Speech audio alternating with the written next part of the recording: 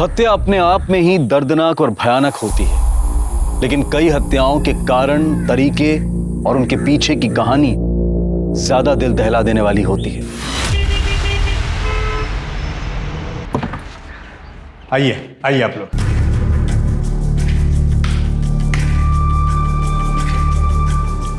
ये घर है, ये इस तरफ किचन है, बाथरूम होता है। वैसे पानी माशाल्लाह फुल आता है और वैसे इसका भाड़ा 5,000 रुपया है जो आपको एडवांस में देना पड़ेगा।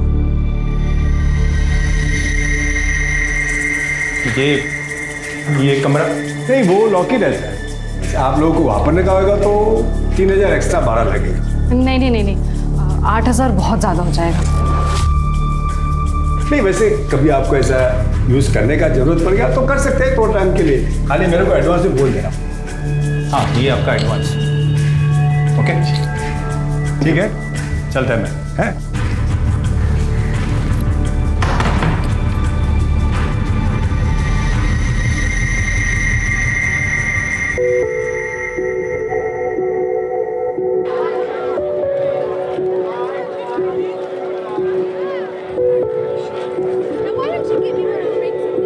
अरे वो कहाँ उड़े जा रही है वृंदा, हमेशा पंख लगे रहते हैं तेरे।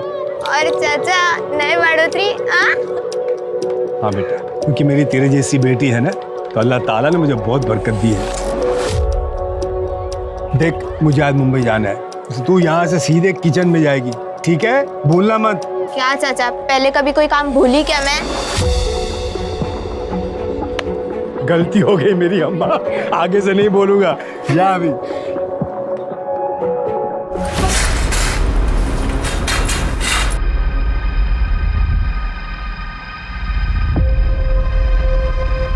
अरे कमला, क्या हुआ?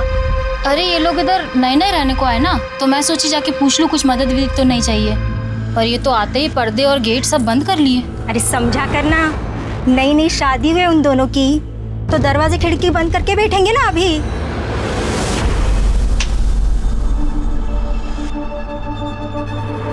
अगर तेल गर्म हो गया, डाल दे सारा उसमें।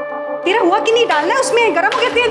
चल जल्दी करो, सवेरे का टाइम है, सब आ जाएंगे भी टिफिन लेने। कितना हो गया इसका? काकी, मेरी टिफिन रेडी है ना? हाँ, पर तो इतना हाफ के रही है, रुक जा थोड़ा सा। नहीं, सांस लेने जाऊंगी तो उनको लेट हो जाएगा। अच्छा ठीक है, ये हाँ, मैं चलिए। अच्छा रुक जा। ये देख, मैंने कुछ बनाया है, खा के बता कैसा है। बहुत अच्छा, चलो अब मैं चलती हूँ। अरे ये पूरा तो खा ले। नहीं, पूरा खाने जाऊंगी तो उनको लेट हो जाएगा। नहीं।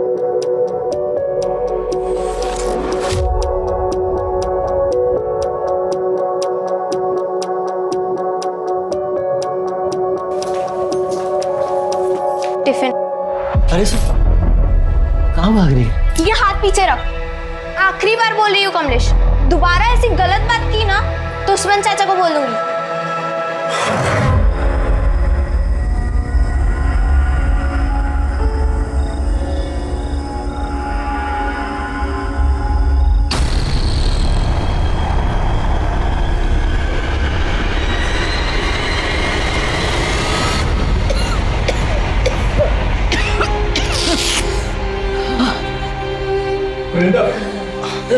शुक्र है अल्लाह का, डॉक्टर साहब पहुंचे।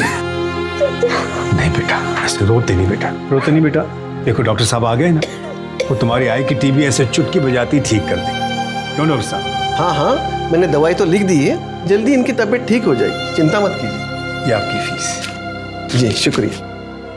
भाभी जी, जब तक आप पूरी तरह ठीक नहीं होती, आप यहीं आराम करिए। वृंदा बच्ची है भाईजान, मैं बिस्तर पे पड़ी रहूंगी तो अकेले नौकरी, घर का सारा काम, खाना वाना सब कैसे करेगी? अरे भाभी जी, मैं किस मर्ज की दवा हूँ? वृंदा बेटा, 2 घंटे बाद आ जाना, राशन व खाना वगैरह ले जाना और दवाई भी दिलवा दूंगा, ठीक है? जी चाचा। भाईजान, आप ना होते तो हमारा क्या होता? पहले आपने वृंदा को नौकरी दे दी ताकि हमारा घर चलता रहे। आपका एहसान कभी नहीं चुका पाऊंगी। बेटा, आई का ख्याल रख, हैं? चलता है।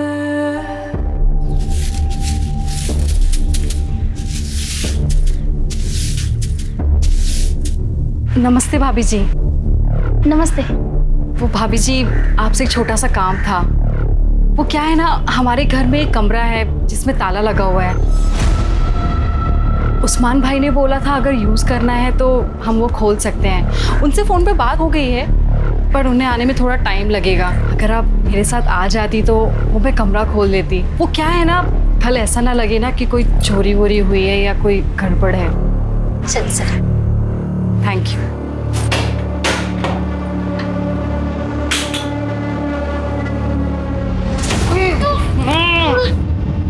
अगो देवा, कितनी बास आते, मुझे लगता है चूहा मर गया।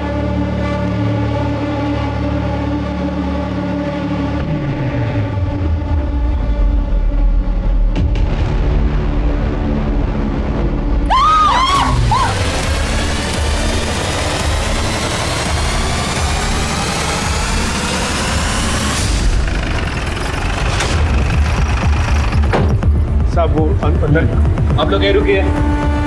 और नमक में डाली गई थी ताकि बदबू कम आए। बॉडी को पोस्टमार्टम के लिए भेज दो।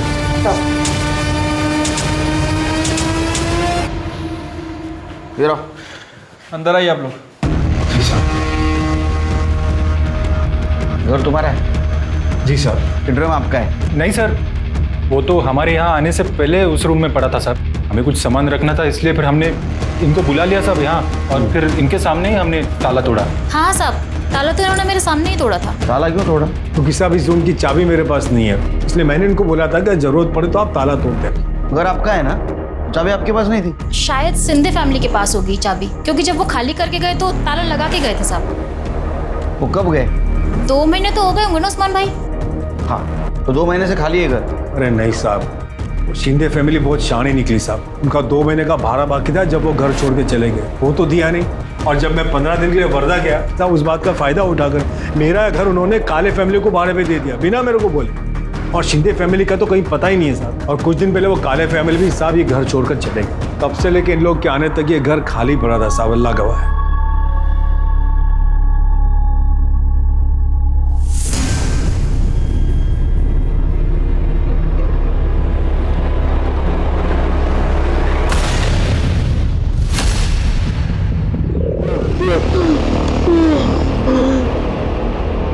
सर मुझे इस पाटिल फैमिली का बिहेवियर कुछ अजीब लगा। मुझे लगता है कि पाटिल फैमिली हमसे जरूर कुछ ना कुछ छुपा रही है। उसे मारता नहीं तो और क्या करता मैं? अनिल कभी विचार केलाय, अगर पता चल गया तो क्या होगा? सर मुझे तो एक बात समझ में नहीं आ रही, उनको इतनी जल्दी क्या थी? उन्होंने उस्मान का भी इंतजार नहीं किया, पड़ोसन को बुला के गवाह बना के ताला तोड़वा दिया। मैं जानता हूँ पुलिस बेवकूफ नहीं है, 2 और 2 करेगी और सब समझ जाएगी। अगर वो टेम्पो वाला हमें धोखा नहीं देता तो हम बच जाते। सुषमा, अभी हमारे पास बचने का सिर्फ एक ही रास्ता है। इससे पहले कि वो बचने का रास्ता ढूंढे, उनकी सारी डिटेल्स निकलवा। सर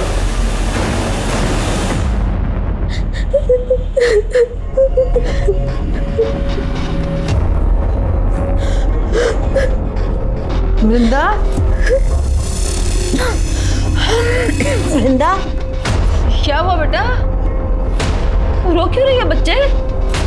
कुछ वृंदा, सर उस्मान के पड़ोसियों से बात की है। उनका कहना है कि 10-12 दिन पहले जब पाटिल फैमिली ने उस्मान के घर को किराए से लिया था, तब से लेके अभी तक वहाँ के लोगों को उनका नेचर कुछ अजीब सा लग रहा है। इनफैक्ट सर वो ज़्यादा किसी से बात करते नहीं थे, और सामान के नाम पर उनके पास एक बैग था और एक गोनी थी, जिसे लेकर वो कुछ ज़्यादा ही प्रोटेक्टिव थे। घर के खिड़की दरवाजे भी 24 घंटे बंद रखते थे। सर जिस टेम्पो से वो मोहल्ले में आए थे, मैंने उसके ड्राइवर से भी बात की। अजीब आदमी था साहब, मैं उसे गोनी उतारने के लिए मदद कर रहा था। अरे आप छोड़िए, उसने मुझे जोर से धक्का दिया, जैसे कि मैं उसकी गोनी लेके भाग जाने वाला था। उस्मान का भी यही कहना है कि वो गोनी को 1 मिनट भी अपनी नज़रों से दूर नहीं करते थे। और उनकी पड़ोसन कमला, उसने भी बताया कि एक रात वो गोनी को देर रात कहीं लेकर जा रहे थे। नजर रखो उन पे, अगर उन्होंने कुछ कांड किया है तो बचने के लिए जरूर कोई ना कोई गलती करेगी।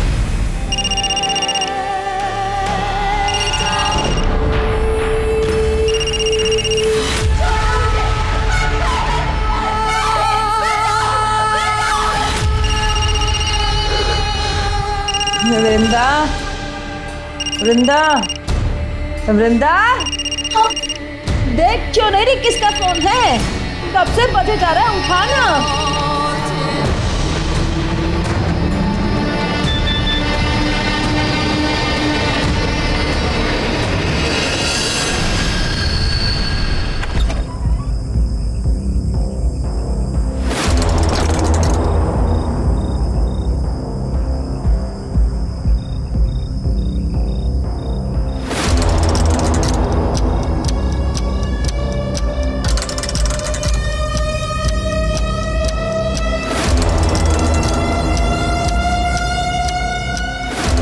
पीछा कर रहा है।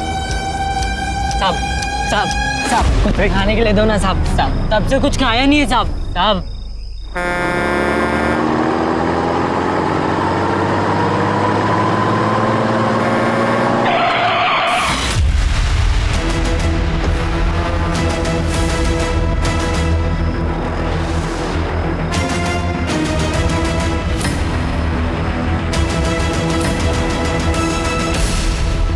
अभी जाओ। Sorry sir. वो शाणे निकले पुलिस को उल्लू बना के। कुछ पता चला सुषमा और अनिल का? हाँ सर, एक सब्जी वाले ने सुबह 7 बजे उन्हें एक ट्रक पे चढ़ते हुए देखा था हाईवे के पास। सर ट्रक का डिस्क्रिप्शन मिल गया है, जल्दी उसके बारे में पता चल जाएगा। सवेरे 7 बजे, अभी 2 बज चुके हैं शिर के, 7 घंटे हो चुके हैं। जो लोग पुलिस को चकमा देके भागे वो हमारी राह देखते वहां रुकेंगे? क्या हम वहां जाएंगे और उनको पकड़ के लाएंगे? वहां का सीसीटीवी फुटेज मंगाओ आणि प्रत्येक टोल नाक्यावर ट्रकचं डिस्क्रिप्शन पाठवा। जाओ। हो सर। जिस घर के अंदर ड्रम में लाश मिली थी उस घर के बाहर एक टूटा हुआ ताला मिला। पाटिल फैमिली ने कमला के सामने जो ताला तोड़ा था वो लेके आओ। सर।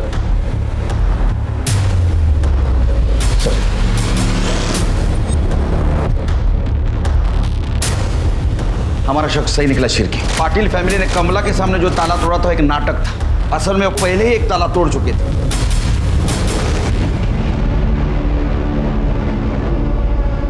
वो अनिल और सुषमा की वजह से केलकर साहब ने क्या क्लास ली मेरी, सुनना पड़ा। गलती तो मेरी थी ना।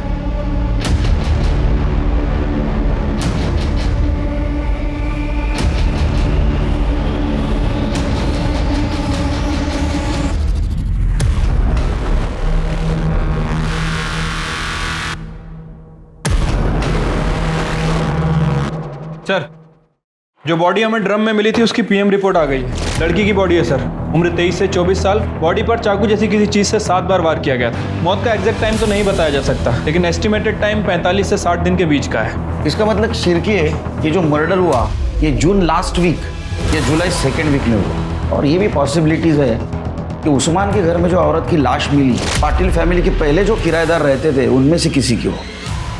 साहब पाटिल से पहले काले फैमिली उधर रहती थी। हौला कुवत साहब और रवि काले, उसकी बीवी, उनका बेटा प्रेम, पल्लवी का पति। साहब तीनों मिलके पल्लवी की जो हालत करते थे, बहुत बुरा बर्ताव करते थे। साहब मेरे घर में शिफ्ट होने से पहले काले फैमिली वहीं आसपास में कहीं रहती थी, लेकिन उनके मकान मालिक की बेटे की शादी थी तो उनको घर चाहिए था शायद। और इधर वो शिंदे जो था तो मेरा घर छोड़ के भागने की तैयारी में थे, तो उसने बिना मेरे को बोले काले को मेरे घर में भाड़े पे रख दिया। जब मैं वर्धा से वापस आया मैं काले फैमिली से मिलने गया। मैं तुम्हारे हाथ जोड़ता हूँ, ये केस वापस ले लो। देख बहू, गलती हो गई हमसे, माफ कर दे। मैं तेरी माँ की उम्र की हूँ, तुझे अच्छा लगेगा इस उम्र में मैं कोर्ट कचहरी के चक्कर लगाऊं? हाँ बोला ना। कान फुटले तुझे? आई बाबा क्या बोल रहे, सुनाई नहीं दे रहा तुझे? नहीं बाबा, गलती हमारी है, ये प्यार से नहीं, ये मार से माने। अरे अंदर करवाएगा सबको। लेकिन बाबा चुप बैठ, सुना नहीं वो पुलिस वाली क्या बोल कर गई? आई बाबा की वजह से तू बच गई, वरना मैं अभी के अभी तुझे जिंदा गाड़ देता, समझे?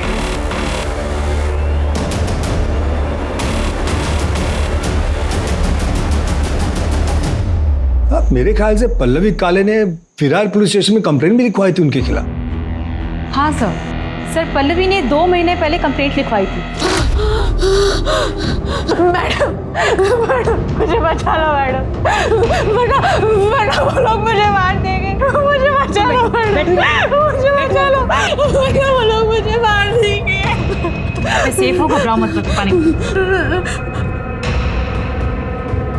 अब बताओ क्या हुआ?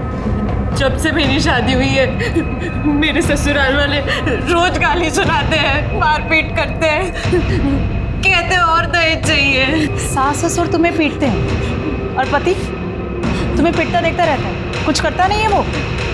किया ना मैडम। रुक! आज तुझे जिंदा जला दूंगा मैं, छोड़ूंगा नहीं। मैं किसी तरह अपनी जान बचाकर यहाँ तक आ रही हूँ। केरोसिन का बास आ रहा है कपड़ों में से। अगर मैं यहाँ पे नहीं आती तो वो मुझे जिंदा जला देता मैडम। पता नहीं मैडम ये झूठ क्यों बोल रही है, शायद इसे गलतफहमी हो गई है। अरे मैडम, मारना पीटना तो बहुत दूर की बात है, हमने तो कभी इसे हाथ तक नहीं लगाया। हाँ मैडम, और वो केरोसिन तो गलती से गिर गया मेरे हाथों से, मैंने जानबूझ कर नहीं गिराया। मैं आपको पूरी बात बताती हूँ। देखो, इसने ना केरोसिन मंगाया और मेरे प्रेम ने लाकर उसे दिया और उसके हाथ से ऐसा छूट गया और इसके आंख पे गिर गया। तो इसे ऐसा लग रहा है कि जानबूझ के मेरे बेटे ने उसके पैर केरोसिन डाला है। ऐसा कुछ भी नहीं है। बेटा माफ कर दे और इनको बोल दे केस वापस ले। नहीं, मैं केस वापस नहीं लूंगी। मैडम ये लोग झूठ बोल रहे हैं। ये लोग ने जानबूझ के मुझे जिंदा जलाने की कोशिश की है। अरे कोशिश की होती तो अब यहाँ खड़ी होती क्या तू? ठीक है तू करना, वो सदमे में है बेटा। नाटक बंद करो अपना। अगर आज के बाद पल्लवी को हाथ भी लगाया ना तो तीनों की गलतफहमी दूर कर दूंगी मैं। तुम्हारा दहेज का लालच और तुम्हारी मर्दानगी ऐसे सदमे में आएगी ना कि तीनों जन जेल से जिंदगी भर बाहर नहीं आ पाओगे, समझे? पर सर, पल्लवी उस कंप्लेंट पे कार्रवाई करना नहीं चाहती थी, इसलिए हमने काले फैमिली को वार्निंग देके छोड़ दिया।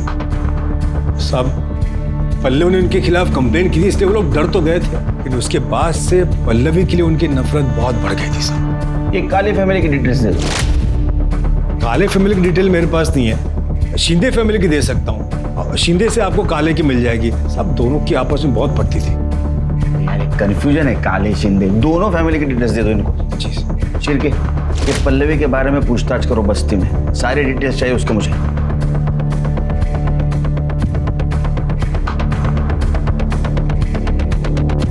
जब एक मर्द औरत को सारे बाजार में नंगा करता है ना, तो सोचो क्या होता है। बेचारी पल्लवी के साथ भी एक दिन ऐसे हुआ था। ए पल्लवी, ए रुक इधर जा रे, चल आज मुड़ो अपना, चल। छोड़ पीछे हट। पैसा दे दो, ले ले, चल आज मूड बनाएंगे, चल चल। ये पैसे ना अपनी माँ को जाके देना और उसी के साथ सोना, समझे? छोड़। क्या कह रहे तुम लोग यहाँ पर? छोड़ूंगा नहीं तेरे को, ये थप्पड़ तुझे बहुत महंगा पड़ेगा, याद रखना। हाँ चल निकल चल। नाम क्या बता दोनों का? सर श्याम और विलास। अगर पान वाले की इंफॉर्मेशन सच है तो ये दोनों किसी गटर में दारू पी के पड़े होंगे, उठाओ उनको। ठीक है सर, अभी इंफॉर्मेशन मिली है, सब्जी वाले ने जिस ट्रक का डिस्क्रिप्शन दिया था वो कोल्हापुर के नाके के पास से निकला है। अनिल पाटिल और सुषमा उसमें अभी दिखे हैं। हाईवे पुलिस को इन्फॉर्म करो सर। और नायगांव में उसके पड़ोसियों से पूछताछ करो, उसका कोल्हापुर में कनेक्शन है क्या। चिरके, शिंदे फैमिली का कुछ पता चला? नहीं सर, अभी तक उनका फोन स्विच ऑफ है।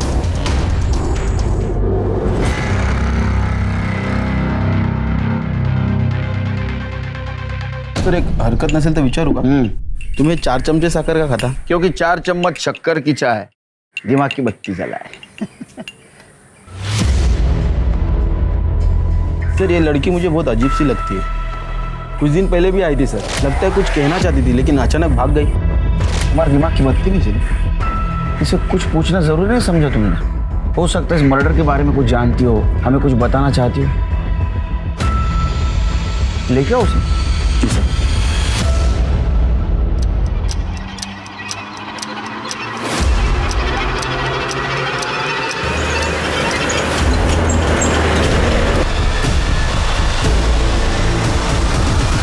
सर रवि काले का फोन सतारा के पास ऑन हुआ था। मैंने वहाँ की लोकल पुलिस को इन्फॉर्म कर दिया है। जल्दी उसकी एग्जैक्ट लोकेशन ट्रेस कर रहे हैं और जैसे ही मिलती है उसे अरेस्ट करके ला रहे हैं सर। गुड। और वो 2 बेवड़े? सर विलास और श्याम दोनों का पता चल गया है। हमारी एक टीम गई है उन्हें उठाने के लिए।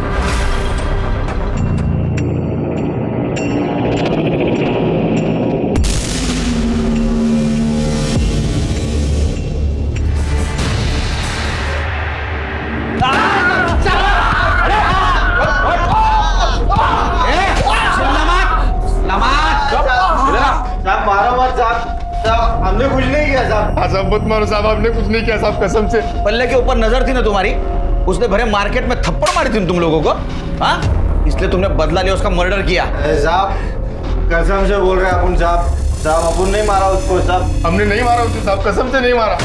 हाँ साहब, 2 महीने पहले ना उसको आधी रात को किधर तो बाहर जाते हुए देखा था साहब, वो बैग भी लेके जा रही थी।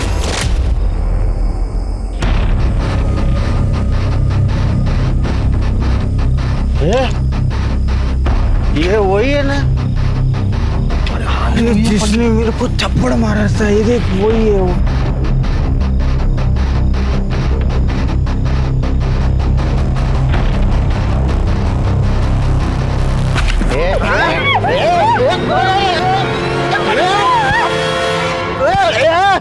काय को मारे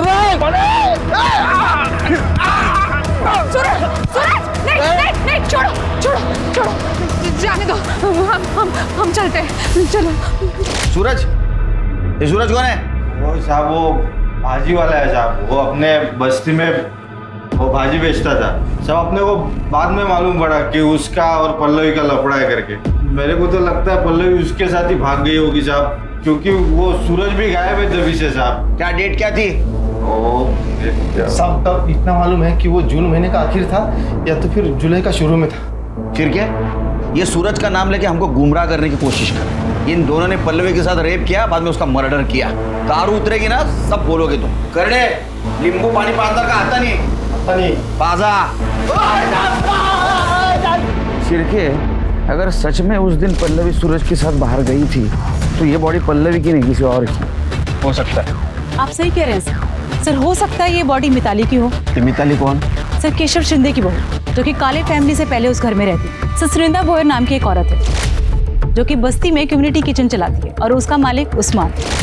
उसने बताया कि पल्लवी और मिताली एक दूसरे को बहुत अच्छे से जानते हैं और उसने ये बताया कि मिताली अनाथ थी, वो बेवड़े प्रशांत से शादी कर ली उसने प्यार में पड़कर। झाड़ू कटका करके उसके सारे घर वालों का पेट पालती थी वो, लेकिन उसके ससुराल वाले बहुत ही परेशान करते थे उसको। ये क्या लड़ रही है?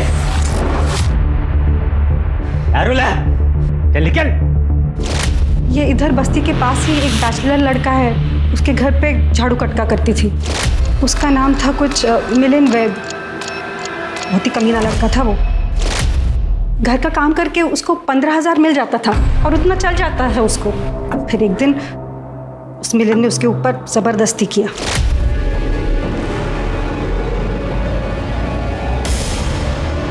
सब क्या कर रहा था? उसने जाके अपने ससुराल वालों को बताया, लेकिन उन्होंने पुलिस को बताने से मना कर दिया। बोले कि उसका काम छूट जाएगा और ये निकम्मे लोग भूखे मर जाएंगे। ये बात जब मिलिंद को पता चली, उसमें तो और हिम्मत आ गई। अगले ही दिन उसने और 3 दोस्तों को बुलाया और उसके साथ गलत काम किया। गलत काम करने के बाद उन तीनों ने उसको अलग अलग पैसा दिया। फिर मिताली ने भी सोचा कि कहाँ खाली फुकट ये झाड़ू कटका करने का, तो उसने धंधा करना शुरू कर दिया। घर वालों को बोलती थी घर का काम करने जा रही है, लेकिन धंधा करती थी वो। फिर एक दिन उसको अपने ही ग्राहक आकाश से प्यार हो गया। उसने पल्लवी को भी बोला कि इस काम में लग जाए, लेकिन पल्लवी भड़क गई।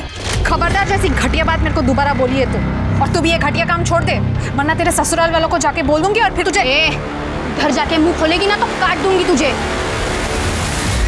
फिर पता नहीं पल्लवी ने बोला या किसी और ने बोला, लेकिन उसके घर वालों को पता चल गया कि मिताली काम नहीं करती, धंधा करने जाती है।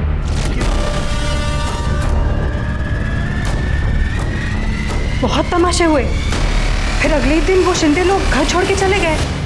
मिताली थी उस दिन साथ में? वो मालूम नहीं मैडम, लेकिन उनको जाते हुए बस्ती में से किसी ने भी नहीं देखा।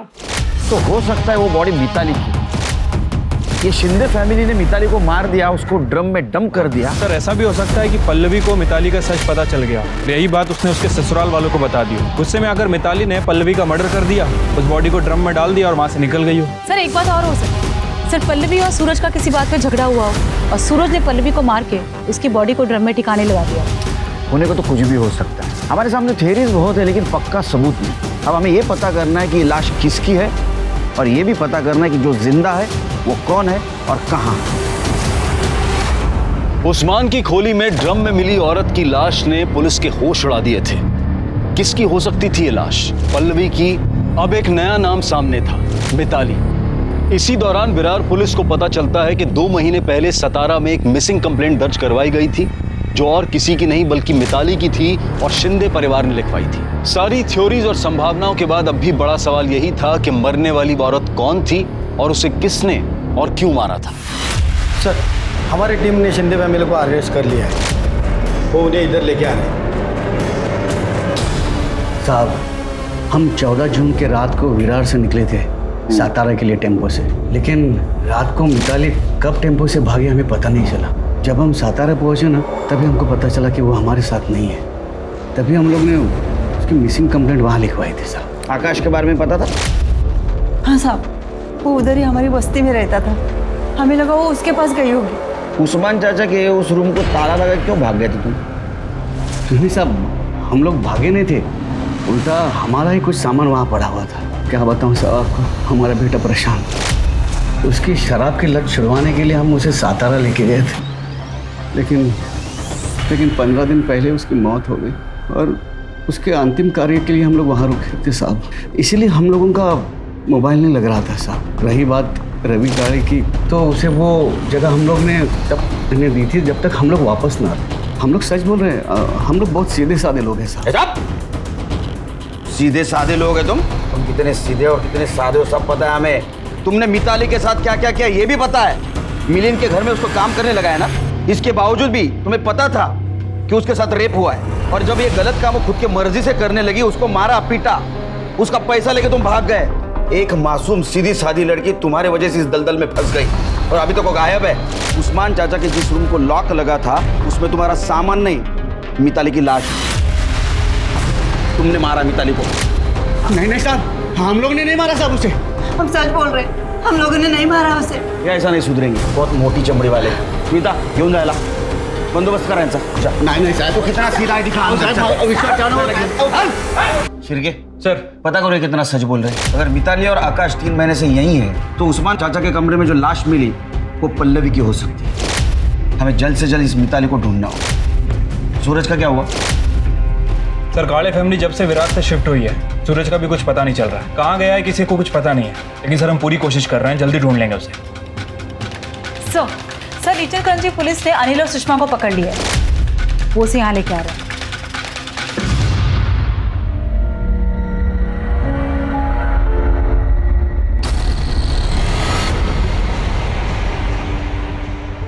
मैं और सुषमा पालघर में रहते हैं। हाँ?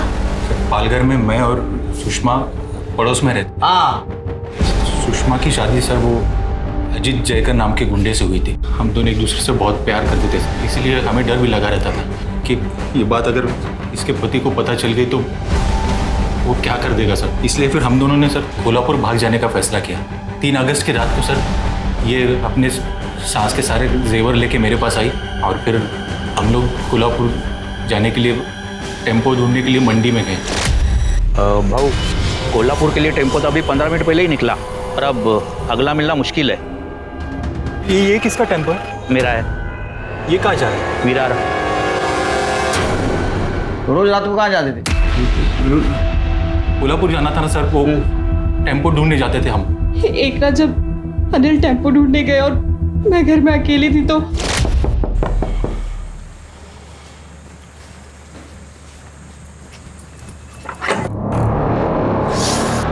यहाँ छुप के बैठी है तू, और तेरा यार किधर है? बुला उस। आज तुम दोनों का खेल खत्म कर देता हूं मैं। उसके पहले ना मुझे मेरे पैसे और जेवर चाहिए जो तू चुरा के भागी। बॉल किधर रखे?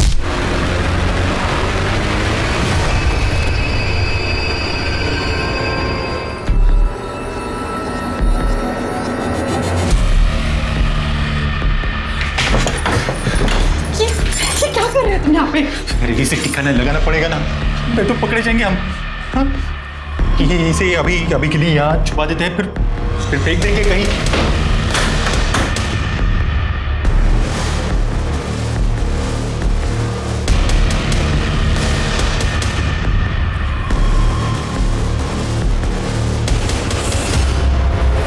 साहब उस रूम में तो पहले से एक लाश थी साहब, हम दोनों को लगा कि हम दोनों फंस जाएंगे।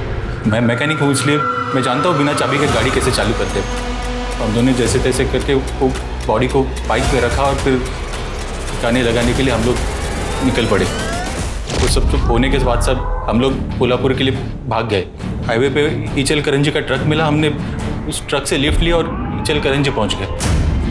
सर हम जैसे ही ईचल करंजी पहुंच गए, सामने अजीत था।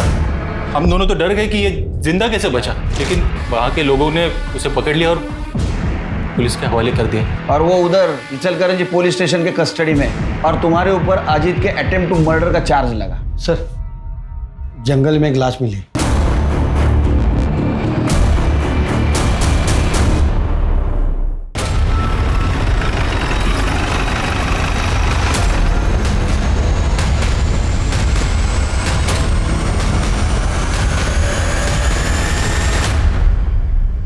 सर बॉडी बुरी तरह सड़ गई है। कुछ मिला? ये वॉलेट मिला है सर, उसमें आईडी कार्ड है।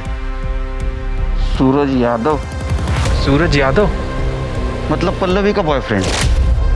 फिर जिस हिसाब से बॉडी डिकम्पोज हुई है, इसे लगभग 1-2 महीने तो हुए होंगे, और पल्लवी और सूरज को गायब हुए भी 2 महीने हो चुके हैं। तो मुझे लगता है कि ये बॉडी सूरज की ही है।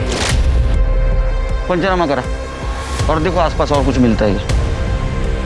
चिरके, अगर ये बॉडी सूरज की है तो इसका मतलब पल्लवी मर चुकी है।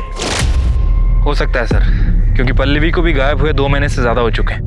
सर वहाँ पे पीछे एक बाइक मिली है। और कुछ मिला? नहीं सर। पता करो किसके नाम रजिस्टर है। Okay sir.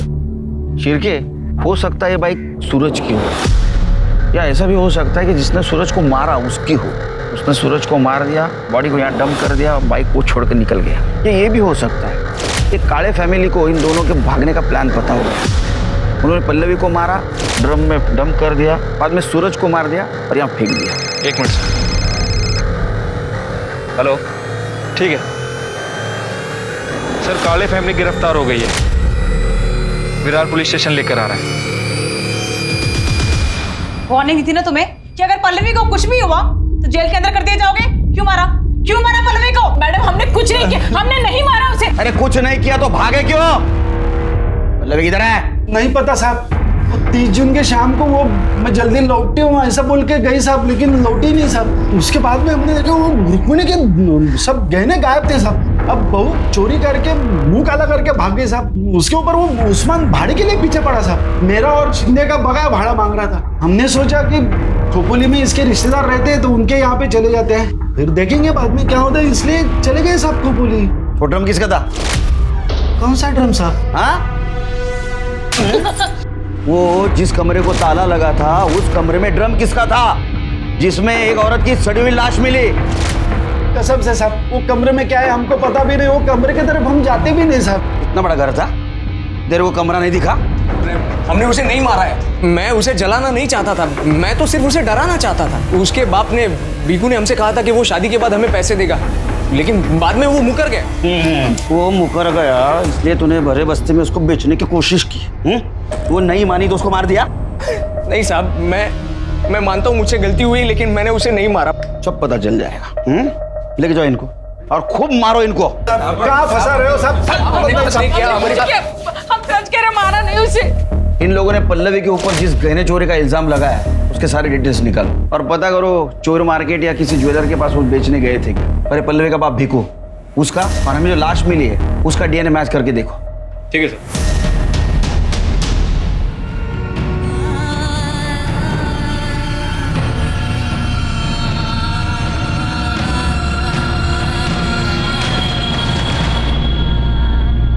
काफी कोशिशों और मेहनत के बाद आखिरकार विरार पुलिस को लगने लगा कि वो सही दिशा में आगे बढ़ रहे हैं। पल्लवी के पिता भीकू का डीएनए ड्रम में मिली लाश के डीएनए से मैच कर गया, जिसका अर्थ ये हुआ कि ड्रम में मिली लाश पल्लवी की थी। और साथ ही ये भी साबित हुआ था कि मौका वारदात पर मिली मोटरसाइकिल सूरज की थी। पल्लवी और सूरज का मर्डर हुआ था, ये प्रूव हो चुका था। और इसी दौरान पुलिस को एक और डेड बॉडी मिली जो पुलिस की मुश्किलें और बढ़ाने वाली थी। फिर के 14 जून को शिंदे फैमिली विरार से शिफ्ट हो चुकी और 30 जून तक पल्लवी जिंदा थी। इसका मतलब पल्लवी के मर्डर में शिंदे फैमिली का कोई हाथ नहीं। दूसरी सस्पेक्ट है काले फैमिली जो हमारे कस्टडी में। एक और सस्पेक्ट है मिताली शिंदे। हो सकता है अपने बॉयफ्रेंड आकाश के साथ कहीं हो लेकिन उसकी हमें इन्फॉर्मेशन नहीं। साहब मैं वही बताने के लिए इधर आई है। मैं ही हूँ मिताली शिंदे और मैंने पल्लवी को नहीं मारा है। तुमने कुछ किया नहीं तो यहाँ आने में इतनी देर क्यों लगा दी? इंसान हूं ना साहब, पहले खाली खुद के बारे में सोचा, पर लगा पल्लवी को भी न्याय मिलना चाहिए। बहन जैसी थी वो साहब मेरी। साहब खाली पल्लवी को मालूम था कि मैं प्रशांत के फैमिली को छोड़ के विरार वापस आ चुकी हूँ और आकाश के साथ उसकी बीवी बन के उसके साथ में रह रही हूँ। घूंघट डालती थी तो बस्ती में कोई पहचाना नहीं मेरे को। कि पल्लवी ने बताया था 30 जून को भाग के जाने वाली है? वो जल्दी में थी तो ज़्यादा बात नहीं करी, पर उस दिन मिली थी वो मुझे। सूरज कहाँ है? सूरज को मैंने उस्मान चाचा के उधर बुलाया है, उधर से हम दोनों साथ में जाएंगे। और मैं भी अभी उस्मान चाचा के उधर ही जा रही हूँ। उस्मान चाचा बोले थे कि वो मदद करेंगे। सब पल्लवी कुछ मदद चाहती थी मेरे से। वो 30 तारीख को शाम को आने वाली थी, पर मालूम नहीं क्या हुआ, वो आई नहीं। और ये सूरज यादव? वो भी नहीं आया साहब। मैंने दोनों को फोन भी मिलाया तो दोनों का फोन स्विच ऑफ आ रहा था। बाद में दूसरे दिन मालूम गिरा कि पूरा फैमिली घर छोड़ के चला गया है। आपने बात पहले क्यों नहीं बताई? लगा कि इस बात का इसके इससे क्या लेना देना साहब। कौन सोच सकता है साहब कि उस ड्रम में पल्लवी की लाश होगी। मुझे लगा वो सूरज के साथ हंसी खुशी जिंदगी बिता रही होगी, लेकिन साहब वृंदा के साथ जो हुआ बहुत गलत हुआ। वृंदा मेरी बच्ची जैसी थी। मैंने आज तक किसी को बद्दुआ नहीं दी, लेकिन आप देख लें साहब, उसको मारने वाला दोजख की आग में चलेगा। अल्लाह उसका हिसाब करेगा। उसके कातिल को पकड़ो आप साहब, और जो भी उसको सजा दिलाओ साहब। उस्मान चाचा शांत हो जाइए, उसकी कातिल को हम जरूर पकड़ेंगे। आपको किसी पे शक कौन कर सकता है सर? साहब इस बस्ती में कमलेश बोल के एक टेलर है, वो रोज उसको सताता था और गलत नजर से देखता था।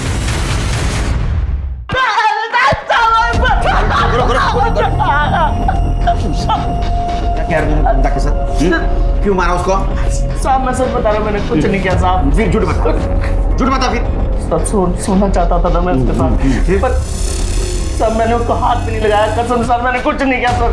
कुछ नहीं किया? कर दे इसको, तब तक तोड़ो जब तक ये सच न बोले। नहीं साहब, मारो उसको। नहीं साहब मैंने कुछ नहीं साहब। सर सुनंदा ने बताया कि 20 अगस्त को वृंदा काम पर आई थी। सर दोपहर को वो खाली टिफिन के साथ आई, फिर दोनों एक साथ ऑटो से घर को निकले। उसके बाद उसने बताया कि वृंदा ने अपने पुलिस स्टेशन के बाहर ऑटो रुकवाया और बोली कि उसे कुछ काम है। उसके बाद से सुनंदा ने वृंदा को देखा भी नहीं। मतलब वृंदा 2 बार हमारे पास आई थी, वो हमें कुछ बताना चाहती थी। मैडम वृंदा की PM रिपोर्ट। सर वृंदा की मौत 20 अगस्त को 2 से 4 के बीच में हुई। और सर बॉडी में 3 बार चाकू से वार किए गए। सर उसकी बॉडी पे नाखूनों के निशान भी मिले। सब मर्डर से पहले उसका रेप हुआ। कहीं वो अपने बारे में तो बताना नहीं चाहती थी। तुमसे बहुत बड़ी गलती हो गई तृप्ति, बहुत बड़ी गलती। सर काले फैमिली के घर से जो ज्वेलरी चोरी हुई थी उनका पता चल गया सर। सर आप गैस भी नहीं कर सकती कि ज्वेलरी चोर बाजार में किसने बेची थी। शिरके मैं रिलैक्स मूड में नहीं हूं। साफ साफ बता।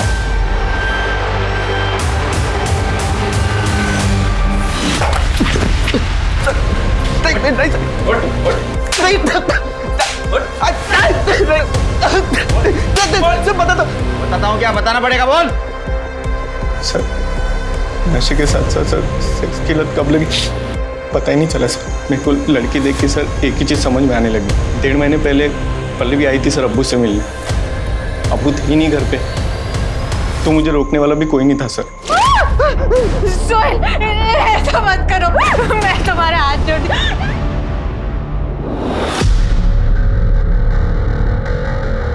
मैंने जो कुछ किया अपनी औलाद को बचाने के लिए किया।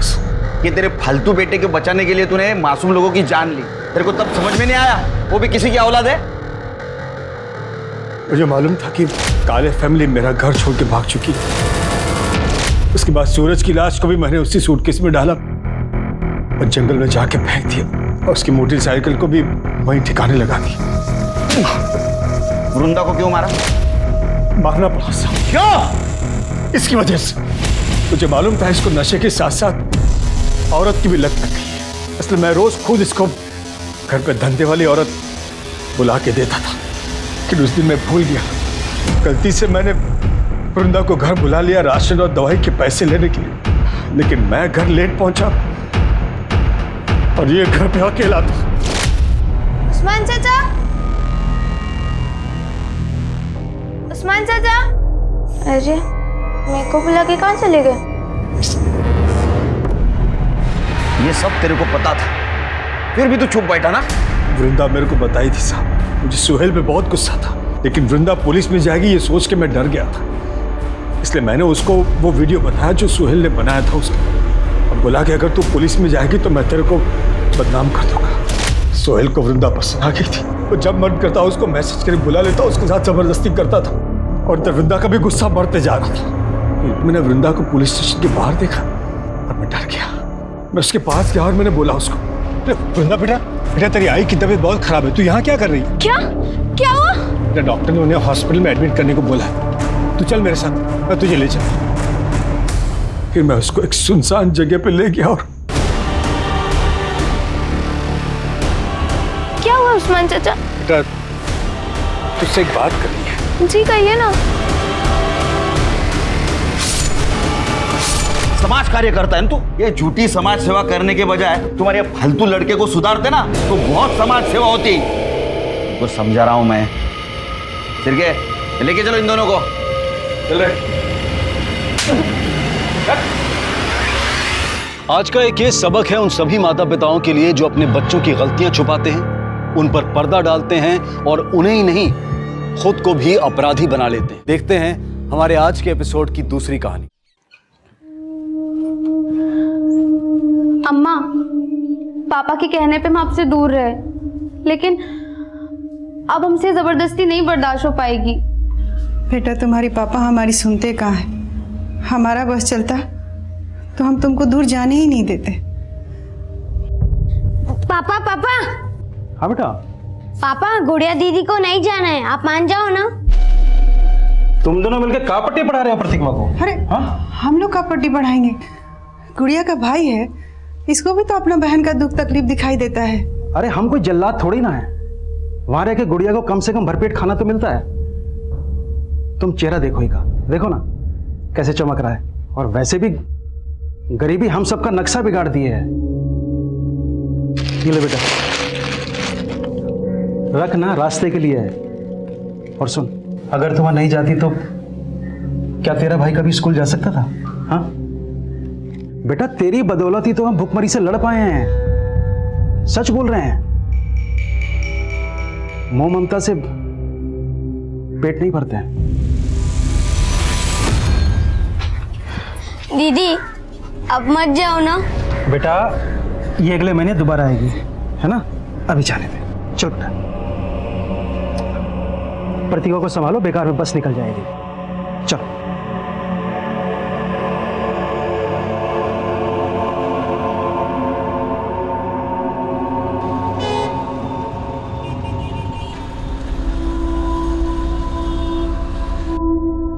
चलो देव्यांश, अब जल्दी से अपना नाश्ता फिनिश करो। नहीं, मुझे नहीं खाना ये, मुझे नूडल्स खाना है। नूडल्स बनाने का टाइम नहीं है मेरे पास, यही खाना पड़ेगा।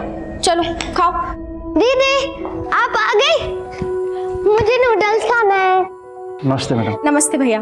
थैंक गॉड गुड़िया तुम आ गई। दिव्यांश को तो तुम्हारी आदत ही हो गई है, मेरे हाथ का बना तो नाश्ता भी नहीं करता ये।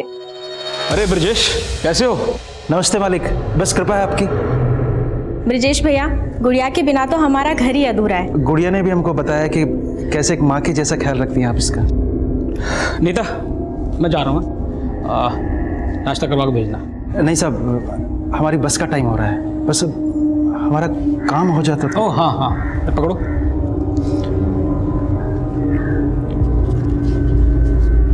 ₹10,000। कुछ और ज़रूरत हो तो फ़ोन कर लेना मुझे। धन्यवाद मालिक। बाय। ले बेटा, पकड़। मेहनत से काम करना बेटा। चलते हैं। नमस्ते। नमस्ते। हैप्पी। गुड़िया जैसे बच्चे हम रोजाना अपने आसपास देखते हैं। होश संभालते ही उन्हें यह सिखा दिया जाता है कि उनका बचपन खेल खिलौनों के लिए नहीं बना, शिक्षा उनकी बुनियादी जरूरतें पूरी नहीं कर सकती, उन्हें शिक्षा से वंचित कर दिया जाता है। बहुत छोटी उम्र में ये बच्चे इतने बड़े हो जाते हैं कि 2 वक्त की भूख इनका भविष्य निकल जाती है। लेकिन गुड़िया अब अपनी उम्र के उस पड़ाव पर थी जहां बच्चे खुद अपना भविष्य बदलने की ठान लेते हैं। हम गुड़िया, हम कुछ रोज पहले ही 18 साल के हुए। अब हम बालिग हैं। हम वोट भी डाल सकते हैं और अपना जीवन साथी भी खुद ही चुन सकते हैं। हम एक लड़के से प्यार करते हैं, पर हमारे पापा जबरदस्ती हमारा शादी एक अपंग आदमी से कर रहे हैं। हमारे साथ नाइंसाफी हो रही है। हमको कुछ हो गया तो हम मरना नहीं चाहते। हमको अपना भाई और माँ के लिए जीना है।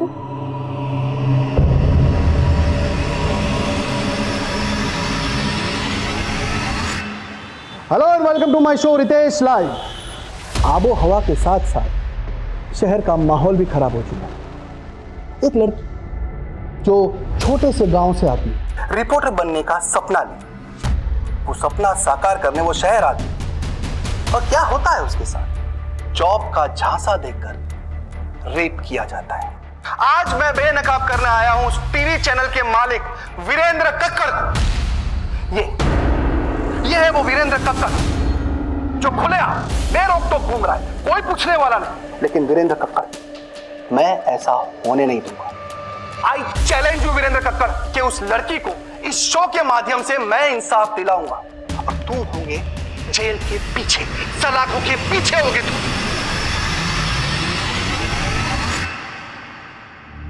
I'm so sorry, I'm late.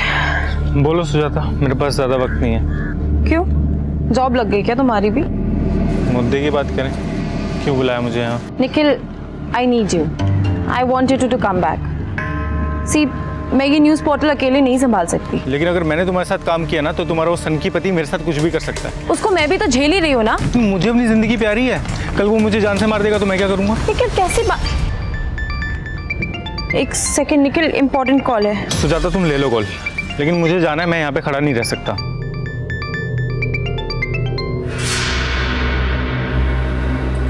कैसी हो सुजाता?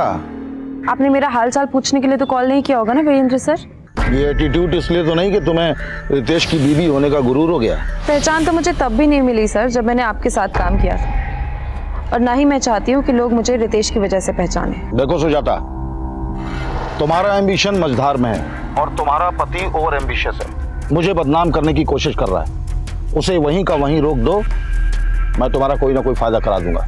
हम मियाँ बीवी जरूर हैं सर, पर वो एक अलग कश्ती पे सवार है। मैं नहीं रोक सकती अब उसे।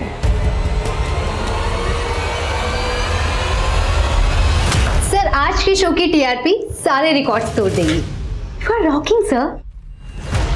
You liked it really?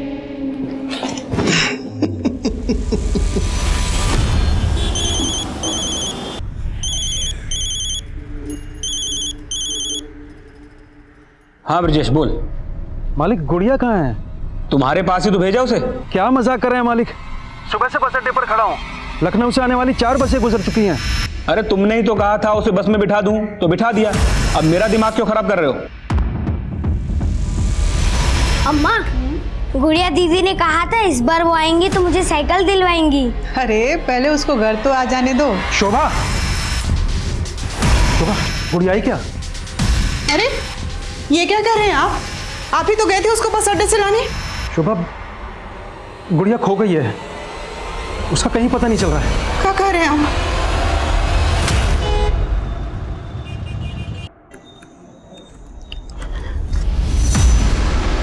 कहाँ थे तुम?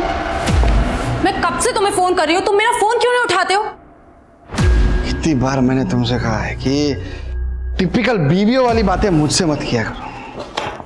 बीवी हूँ इसीलिए बीवी की तरह बिहेव करती हूँ। फिक्र होती है मुझे तुम्हारी सिक्योरिटी की। और तुमने क्या किया आज शो पे? वीरेंद्र पर रेपिस्ट का टैग लगा दिया। और तुम ये क्यों भूल जाते हो बार बार कि तुम एक न्यूज रिपोर्टर हो? तुम्हारा काम है न्यूज सुनाना, वर्डिक्ट देना नहीं। तो तुम्हें क्यों मिर्ची लग रही थी? पुराने रिलेशन याद आ गए क्या? I'm telling you, mind your tongue. अगर मैंने तुम्हारे रिश्तों के बारे में बात करना शुरू कर दिया ना तो सुन नहीं पाओगे तुम। क्या बोलोगी तुम? क्या बोलोगे तुम? हाँ, मैं सुनाता हूँ।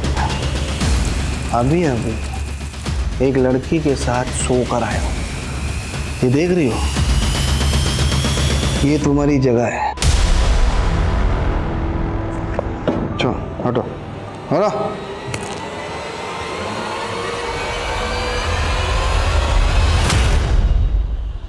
अब मैं कुछ समझने वाला नहीं हूँ। सीधे सीधे बताओ, तुमने हमारी गुड़िया को कहाँ गायब करके रखा है? राजेश, आवाज नीचे करके बात करो। पहले तो उसे लेने आए नहीं, अब वो खो गई है तो यहाँ कर बकबक कर रहे हो। बकवास आप कर रहे हैं। आपने उसे किसी बस में चढ़ाया ही नहीं है। अरे मैं तुम्हें कितनी बार समझाऊं कि मैं खुद उसे गोरखपुर की बस में बिठा कर आया था। हाँ चलो बैठ जाओ, पीछे बैठना भाई। सुन, आ जाओ। ये लड़की गोरखपुर जाएगी, सीट खाली है? हाँ साहब, बहुत सीट खाली है। सुन, ये लड़की ना अकेली जाएगी तो थोड़ा ध्यान से लेके जाना। अरे कोई दिक्कत नहीं, चलो बिठा देते हो। तुम्हारा फोन आने के बाद मैं खुद जाके उस बस के कंडक्टर से मिला। उस कंडक्टर ने मुझे बताया कि उसने गुड़िया को गोरखपुर बस स्टैंड उतार दिया था। अब तुम यहाँ खड़े होकर ड्रामा मत करो। तुम्हें तो छोड़ूंगा नहीं, बता रहा हूँ। मेरा कॉलर पकड़ता है मुझे, तो मैं अंदर कराऊं। अंदर तो मैं तुम्हें करवाऊंगा। जा रहा हूं मैं भी पुलिस के पास, समझे? जाना तो अब ये क्या मुसीबत आ गई अचानक से? अरे ये गुड़िया के लालची बाप की कोई चाल है, हमसे पैसे ऐंठना चाह रहा है ये। Hello and welcome to my show Ritesh live. एक आरोपी, एक रेप का आरोपी मुझे धमकी दे रहा है। वीरेंद्र कक्कड़ के हायर किए हुए लोग इंडिया के बाहर से मुझे धमकी भरे कॉल कर रहे हैं। अब मेरी ही नहीं, मेरी वाइफ की जान भी खतरे में। अब मैं आपको सुनाता हूं वो इंटरनेशनल कॉल्स की रिकॉर्डिंग। ध्यान से सुन। ये वीरेंद्र कक्कड़ की बैंड बजाना छोड़ दे, वरना अच्छा नहीं होगा तेरे साथ। क्या कर लोगे तुम? वो तुझे जल्दी पता चल जाएगा। सुना आप लोगों ने? ये है उस वीरेंद्र कक्कड़ की सच्चाई। हेलो, ये तुम्हारा पति टीआरपी के लिए कुछ भी कर सकता है ना? वाकई में इंटरनेशनल कॉल्स आई थी उसको? आई डोंट नो, इसलिए फोन किया था। नहीं, एक्चुअली मैंने तुम्हारे प्रपोजल के बारे में थोड़ा सोचा। क्या हम लोग मिल सकते हैं?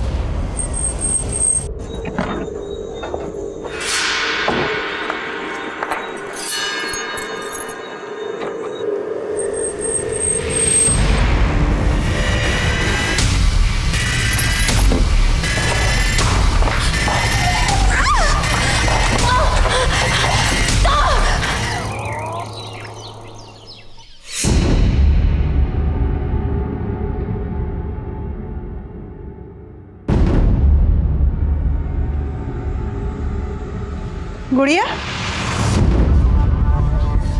गुड़िया कहाँ है? आप तो बोल के गए थे गुड़िया को लेके आएंगे। शुभम हार गए हैं। अब तो पुलिस ने भी उनको दुत्कार दिया है।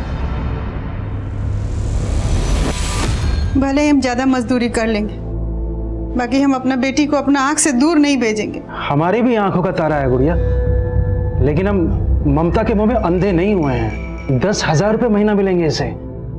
कभी इतने सारे पैसे देखी हो एक साथ?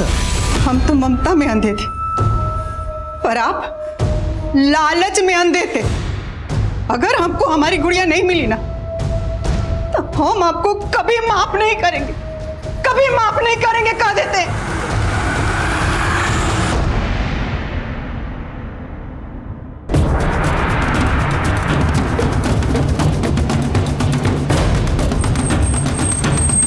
तिवारी, बाहर सीसीटीवी चेक करो, मॉनिटर्स कहाँ हैं? साहब। जैन सर, विक्टिम का नाम सुजाता शर्मा है sir. News anchor Ritesh Sharma की वाइफ है। ये भी जर्नलिस्ट है सर। सुजाता का पति रितेश कहाँ है? रितेश को इन्फॉर्म किया है, पहुंचने वाला होगा। सर, घर से सीसीटीवी के डीवीआर गायब है। व्हाट? मतलब ये एक प्लान मर्डर है, इसलिए कत्ल करने के बाद कातिल डीवीआर अपने साथ ले गए।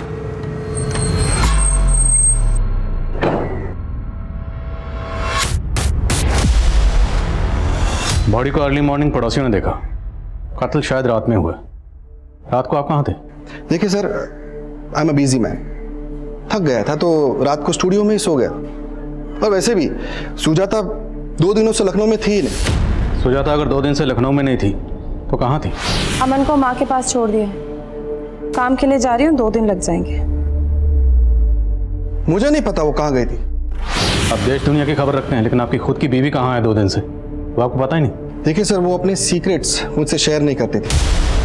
कैसे secret? I don't know sir, वो एक जर्नलिस्ट थी और अपना नया न्यूज़ पोर्टल लॉन्च करने वाली थी। शायद ये बात वो मुझसे छुपाना चाहती, एज इफ आई केयर।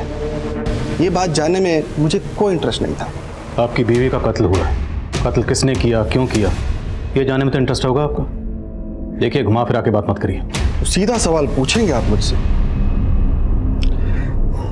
जानते हैं ना मुझे, कौन हूं मैं? वीरेंद्र कक्कड़ ने धमकी दी है मुझे। तो आपको लगता है आपकी बीवी सुजाता को वीरेंद्र कक्कड़ ने मरवाया? हिंदी में बोला था मैंने, शायद आपको समझ में नहीं आया। सर, सुजाता को फोन ऑन हुआ, उसने लास्ट कॉल किसी निखिल को किया था रात को 10 बजे। निखिल? जी सर। निखिल कौन? निखिल सुजाता के लिए उसके नए न्यूज़ पोर्टल में काम करता था। इनफैक्ट निखिल और सुजाता वीरेंद्र कक्कड़ के न्यूज़ चैनल में काम कर चुके हैं पहले भी। Sir, I think Virendra Kakkar Nikhil को भी यूज़ कर सकता है। जर्नलिस्ट सुजाता मर्डर केस एक हाई प्रोफाइल केस था जो तुरंत खबरों में छा गया। पुलिस डिपार्टमेंट से एक्स्ट्रा प्रेशर था और सुजाता का कत्ल इतनी सफाई से किया गया था कि पुलिस को क्राइम सीन से कातिलों का कोई भी सुराग नहीं मिला था। ये रितेश मुझे बदनाम करने के लिए अपने शो में कुछ भी बक रहा है। ये इंटरनेशनल कॉल्स, ये धमकियां, सब ढकोसला है उसका। तो रितेश की इन हरकतों से तकलीफ तो होती होगी आपको, लेकिन मैं उसकी बीवी का मर्डर क्यों करवाऊंगा? और अगर मैं रितेश के तरीके से बात करूं तो ये भी कह सकता हूं कि रितेश ने खुद उसकी बीवी का मर्डर किया है और मुझे बदनाम करने के लिए मुझे घसीट रहा है। लेकिन बिना सबूत के क्यों कहूं मैं ऐसा? पर आप सुजाता को कॉल तो कर रहे थे और उसके जरिए रितेश को खामोश करवाना चाहते थे। हो सकता है सुजाता को मरवाने का मोटिव भी हो आपके पास। अगर आपको ऐसा लगता है तो ढूंढ लीजिए मेरे खिलाफ कोई सबूत। सर, मैंने और सुजाता ने वीरेंद्र सर का चैनल बहुत पहले ही छोड़ दिया था। मैं तो वीरेंद्र सर के टच में भी नहीं हूँ। लेकिन सुजाता के मर्डर से पहले तुमने उसे कॉल किया था, क्या बात हुई थी? सर, सुजाता अपना न्यूज़ पोर्टल लॉन्च करना चाहती थी। वो चाहती थी कि मैं उसके लिए काम करूं। लेकिन तुम तो उसी के साथ काम करते थे ना? नहीं सर, मैंने 1 महीना पहले उसके साथ काम करना छोड़ दिया था। क्यों? क्योंकि सर उसके न्यूज़ पोर्टल में मुझे अपने लिए कोई फ्यूचर नजर नहीं आ रहा था। 3 दिन पहले ही तो आई थी वो यहाँ अमन को मेरे पास छोड़ने के लिए। और सुजाता गई कहाँ थी? कुछ तो बताया होगा उसने। माँ, आप 2 दिन अमन को संभालोगे प्लीज? मुझे ना एक बहुत जरूरी काम से बाहर जाना है। पर बेटा, रितेश को यहाँ धमकियाँ मिल रही हैं और तुम शहर छोड़ के बाहर जाना चाहती हो? कहीं कुछ? माँ, कुछ नहीं है, आप परेशान मत हो। ये सब ना उसकी शो की कहानियां है। लेकिन तू जा कहाँ रही है? इलाहाबाद। इलाहाबाद में कहाँ गई थी? पता नहीं, बताया नहीं उसने। सुजाता इलाहाबाद गई, लेकिन इस बारे में उसने अपने पति रितेश को कुछ नहीं बताया। तो क्या रितेश से कुछ छुपा रही थी? मेरी बेटी की जिंदगी में रितेश से छुपाने के लिए कुछ भी नहीं था। तो क्या रितेश की जिंदगी में कुछ ऐसा है जो वो छुपा रहा है? रितेश की जिंदगी में बहुत कुछ छुपाने के लिए है, लेकिन एक पत्नी के आगे पति के राज छुपते नहीं। किस तरह के राज की बात कर रही हैं? ये देख रही हो, ये तुम्हारी जगह है। Are you okay? Of course. क्या हुआ?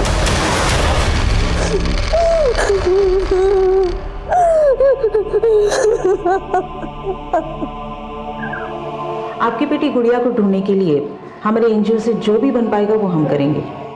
आपने बताया कि आप पुलिस स्टेशन भी गए थे। आपके पास एफआईआर की कॉपी है? एफआईआर तो उस दरोगा ने लिखी नहीं मैडम, उल्टा गुड़िया के बारे में अनाप शनाप बातें कर रही है। आपकी बेटी जवान है, किसी के साथ अफेयर होगा उसका, भाग गई होगी। ये कैसी बातें कर रहे हैं साहब आप? वकील साहब गायब किए हमारी बेटी को।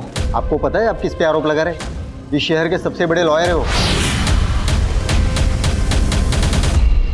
देखो लोग ना, तुम्हारे और रितेश के बीच जो कुछ भी चल रहा है उसकी सारी जानकारी हमने ऑलरेडी निकाली, इसलिए हमसे कुछ भी छुपाना मत। सर, अब मुझे ऐसा लगने लगा है कि आप मेरे लिए कुछ भी नहीं करने वाले और मेरा बस यूज कर रहे हो। खुद आई थी मेरे पास, मैंने कोई बोला नहीं था तुम्हें मुंह लगाना ही नहीं चाहिए था मुझे। सर, आप मुझे गलत समझ रहे हो, मेरा वो मतलब नहीं था। अब आप प्लीज गुस्सा मत होइए। सर, मैं इस चैनल में एक अच्छी पोस्ट पाना चाहती थी सुजाता मैम की जगह लेने का मेरा कोई इरादा नहीं था और ना ही रितेश सर मुझे वो जगह देने वाले थे। तो मतलब ना प्यार मिला ना पोस्ट, तो सोचा रितेश की बीवी को मरवा कर उसकी जड़ें हिला दूं। सर उनकी जड़ें बहुत मजबूत हैं, उसे मैं क्या कोई भी नहीं हिला सकता। देखिए ऑफिसर, आप बार बार भूल रहे हैं कि मैं क्या चीज़ हूँ। यही तो जानना है कि आप क्या चीज़ है। इतना कॉन्फिडेंस, लेकिन मेरी पर्सनल लाइफ में घुसने की कोशिश मत करना। घुसना तो पड़ेगा क्योंकि कत्ल का मकसद आपकी पर्सनल लाइफ में ही है। अच्छा, अगर आपके अफेयर के बारे में आपकी बीवी को पता चल जाता तो? उसे पहले से सब कुछ पता था। इनफैक्ट ऑफिसर, मेरे और मेरी बीवी के बीच में रिलेशनशिप मियाँ बीवी जैसा था ही नहीं। और सुजाता कौन सी दूध की धुली हुई थी, वो मेरी तरफ से बिल्कुल फ्री थी। अब आप ये भी कहोगे कि कत्ल के 2 दिन पहले सुजाता अपने लवर से मिलने गई होगी? हो सकता है। अगर आपको पता नहीं तो मैं बता दूं कि वो निखिल के साथ रिलेशन में थी। वीरेंद्र के साथ काम करते हुए शायद उसके साथ भी रिलेशन बना लिया हो। इस निखिल और वीरेंद्र को तो हम देख लेंगे, लेकिन अगर आपका अपनी बीवी सुजाता के कत्ल से कोई भी ताल्लुक हुआ तो बख्शेंगे नहीं। एक न्यूज एंकर और एक जर्नलिस्ट के तौर पर रितेश एक प्रतिष्ठित हस्ती था, लेकिन जो लोग समाज में जागरूकता फैलाने का काम करते हैं कई बार उनकी असलियत विपरीत भी होती है। रितेश की निजी जिंदगी की हकीकत उसे अपनी पत्नी सुजाता के मर्डर का प्राइम सस्पेक्ट बना रही थी, लेकिन पॉलिटिशियन वीरेंद्र सिंह और सुजाता के साथ सुजाता के न्यूज पोर्टल में काम करने वाला निखिल भी पुलिस की रडार में थे। लेकिन लखनऊ के सुजाता मर्डर केस से गोरखपुर का गुड़िया मिसिंग केस एक 4 साल पुराना केस था। एफआईआर के मुताबिक 4 साल पहले गुड़िया लखनऊ से गोरखपुर जाते हुए लापता हुई थी, मगर 4 साल के इस अंतराल के बीच की एक कड़ी खुद सुजाता मर्डर केस के इन्वेस्टिगेटिंग ऑफिसर भी थे।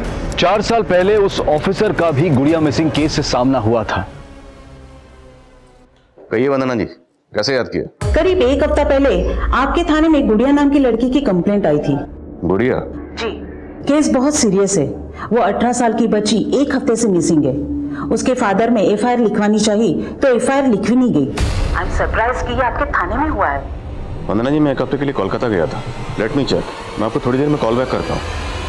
सुप्रिया सर, 1 हफ्ता पहले किसी गुड़िया नाम की लड़की की मिसिंग कंप्लेंट आई थी। गुड़िया? सर, उस दिन एक आदमी आया था अपनी बेटी गुड़िया की मिसिंग कंप्लेंट लिखवाने। साहब, हमारी बेटी गुड़िया, इसे गायब कर दिया साहब।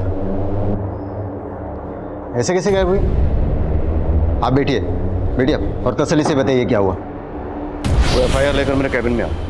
सर, एफआईआर तो लिखी नहीं मैंने। क्यों? सर, एफआईआर तो तब लिखता ना जब लड़की गायब होती। वो तो अपनी मर्जी से चली गई थी। तो मैं कैसे पता कि लड़की अपनी मर्जी से कहीं गई? लड़की के फादर ने एनजीओ में कंप्लेंट की है और तुमने बिना किसी सीनियर ऑफिसर को कंसल्ट किए खुद ही डिसाइड कर लिया? सर, मुझे लगा कि व्हाट लगा? अब मुझे लग रहा है तो मैं सस्पेंड कर दूं। सॉरी सर, गलती हो गई मुझसे। सुप्रिया, मुझे गुड़िया की पूरी डिटेल चाहिए तुरंत। सर प्लीज मुझे जाने दो, प्लीज छोड़ दो मुझे, प्लीज जाने दो, प्लीज जाने दो मुझे, प्लीज।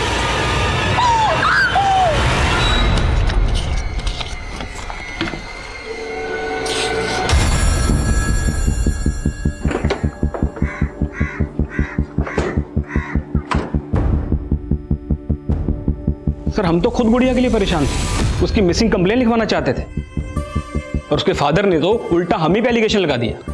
लेकिन अगर गुड़िया के फादर ने कुछ किया होता तो एनजीओ क्यों जाता? सर, मैं आपको बता रहा हूं, पक्का उसके बाप ने ही उसे कहीं छुपा कर रखा है और अब हमें फंसाकर हमसे पैसा ऐंठना चाह रहा है।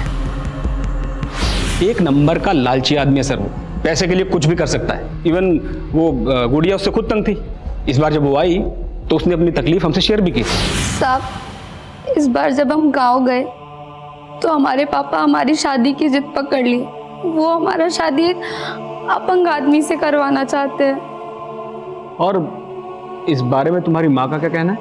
साहब, वो भी इस बात का विरोध कर रही, लेकिन पापा किसी की नहीं सुनते।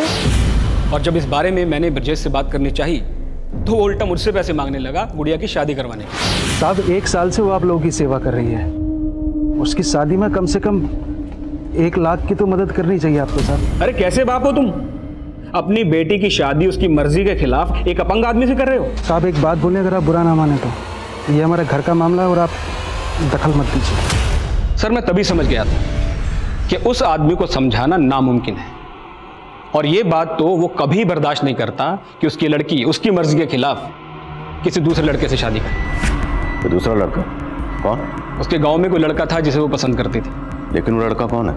इसके बारे में तो गुड़िया ने हमें ज्यादा नहीं बताया, पर कल उसका बाप कोई बखेड़ा खड़ा ना करे इसके लिए मेरे कहने पर गुड़िया ने एक वीडियो रिकॉर्ड किया। हम गुड़िया, हम कुछ रोज पहले ही 18 सालों के हुए, अब हम बालिग हैं, हम वोट भी डाल सकते हैं और अपना जीवन साथी भी खुद ही चुन सकते हैं। लेकिन ये वीडियो रिकॉर्ड करके आप क्या करना चाहते थे? सर अगर ब्रिजेश गुड़िया पर दबाव डालकर उसकी शादी कहीं और करता तो एक्शन लेने के लिए कोई प्रूफ तो चाहिए था ना।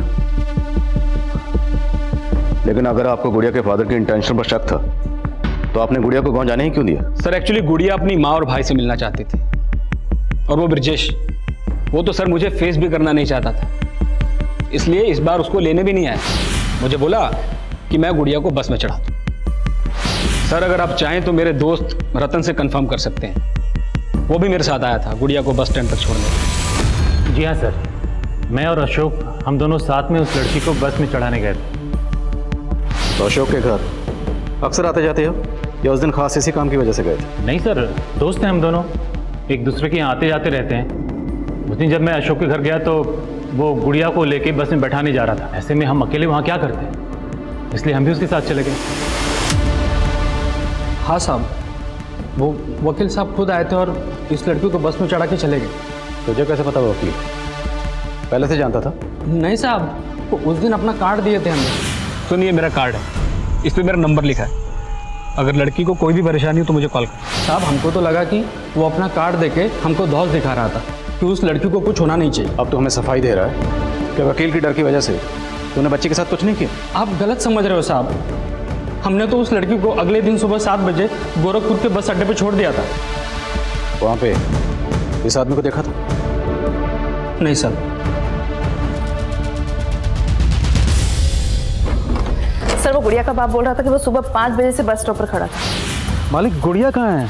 मैंने गोरखपुर पुलिस से भी कोऑर्डिनेट किया, पर वहाँ कोई भी सीसीटीवी नहीं है। कंडक्टर की बातों का भरोसा मत करो, खुद तहकीकात करो। वो लड़का कौन है जिससे गुड़िया प्यार करती है? सर गुड़िया मोबाइल नहीं रखती थी, लेकिन अगर उसका अफेयर था तो भी इसके बाप का मोटिव बड़ा स्ट्रांग है। हाँ साहब, ये सच है कि गुड़िया के पापा ने गुड़िया का रिश्ता एक अपाहिज लड़के से तय कर दिया था। साहब गुड़िया इस रिश्ते से बिल्कुल खुश नहीं थी। गुड़िया किसी और लड़के से प्यार करती थी, वो लड़का कौन है? कोई और लड़का? नहीं साहब, ऐसा कुछ नहीं था। तो फिर आपकी गुड़िया ऐसा क्यों बोल रही है? हम एक लड़के से प्यार करते हैं। लेकिन गुड़िया ने हमें कभी नहीं बताया कि वो किसी और लड़के को पसंद करती है। साहब हमको थोड़े मालूम था गुड़िया किसी का चक्कर था। हमको पहले मालूम होता तुम उसके बाप को शगुन के पैसे नहीं देते। शगुन? कैसा शगुन? शादी के नाम पर अपनी बेटी का सौदा कर रहा था तुम? नहीं साहब। जतिन ने सब बता दिया। तेरी बेटी से शादी करने के बदले में वो तुझे 1 लाख रुपए दे रहा, 25,000 एडवांस भी दे चुका था। शगुन, गुड़िया शादी के लिए राजी नहीं हुई तो उसे गायब करवा दिया? नहीं साहब, वो वकील गायब किया हमारी गुड़िया को। तो तेरी बेटी गुड़िया तेरे खिलाफ क्यों बोल रही है? हम एक लड़के से प्यार करते हैं, पर हमारे पापा जबरदस्ती हमारा शादी एक अपंग आदमी से कर रहे हैं। साहब ये सब कुछ फर्जी है। तू तो सच्चा है ना, तो बोल गुड़िया कहाँ है? हम नहीं पता सर। पता लगाओ जरा। गुड़िया कहाँ गायब थी ये पहेली अब भी बरकरार थी, और पुलिस को वो लड़का भी नहीं मिल रहा था जिससे गुड़िया का अफेयर था। लेकिन 4 साल बाद सुजाता की जिंदगी में रितेश के अलावा भी कोई था। मैं कुछ नहीं छुपा रहा हूँ सर, मैं सच कह रहा हूँ। मेरा सुजाता के साथ सिर्फ प्रोफेशनल रिलेशन था, इसके अलावा मेरी उससे कोई और बात नहीं होती थी। सुजाता ये देखो ना, ये लोगो कैसा लग रहा है? लोगो अच्छा लग रहा है, पर आई फील पोर्टल ना लोगों से फेमस नहीं होता। हमें लॉन्च के लिए कुछ ऐसा मसाला तैयार करना चाहिए ना जो धमाल मचा दे। ये धमाल वमाल सब रितेश को सूट करता है। तुम तो रियलिज्म में बिलीव करती हो ना? करती थी, अब नहीं।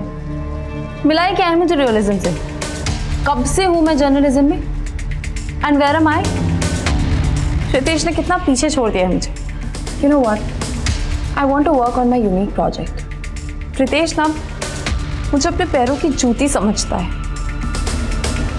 और मुझे उसके पैरों तले से जमीन खिसका दे रही है। सुजाता, इट्स ओके यार। All the details tomorrow. Carry on. मैं तो वैसे भी ऊपर जा रहा था। What carry on? क्या बकवास क्या कर रहे हो तुम? एक्सप्लेनेशन देने की कोई जरूरत नहीं हो जाता। सर वो रितेश सबको अपने जैसा समझता है। मैंने आपको पहले बताया नहीं, लेकिन अब आपको बता रहा हूँ। सिर्फ उसकी वजह से ही मैंने सुजाता के साथ काम करना बंद किया, क्योंकि मुझे लगता था कि वो सुजाता का गुस्सा मेरे ऊपर निकालेगा। तुमने बताया कि सुजाता अपने पोर्टल की लॉन्चिंग से ही धमाल मचाने वाली थी। ऐसा क्या हाथ लगा था उसके? I am so excited to meet you this time, क्योंकि इस बार मैं फुली प्रिपेयर्ड हूँ। तुम्हें पता है मुझे वो भी मिल गया है जिसकी मुझे तलाश थी। सर उसके बाद उसका मर्डर हो गया। तो ये सब तुमने हमें पहले क्यों नहीं बताया? सर मैं डर गया था सर मुझे लगा कि वो रितेश इस मर्डर केस में मुझे फंसाने की कोशिश जरूर करेगा। ये निखिल वाकई डरा हुआ है, स्मार्ट बन रहा है। हो सकता है ये भी सुजाता के साथ इलाहाबाद में। लेकिन सर उस दौरान निखिल की फ़ोन लोकेशन इलाहाबाद की नहीं थी, और सर इलाहाबाद से एक इन्फॉर्मेशन मिली है कि सुजाता इलाहाबाद के किसी न्यू शांतनु होटल में ठहरी हुई थी। मनीष, तुम खुद इलाहाबाद जाओ और पता करो कि सुजाता वहाँ किस किससे मिली। निखिल के मुताबिक वो किसी न्यूज़ को लेकर एक्साइटेड थी। अगर ऐसा है तो उसके फ़ोन या लैपटॉप से कोई ना कोई लीड मिल सकती है।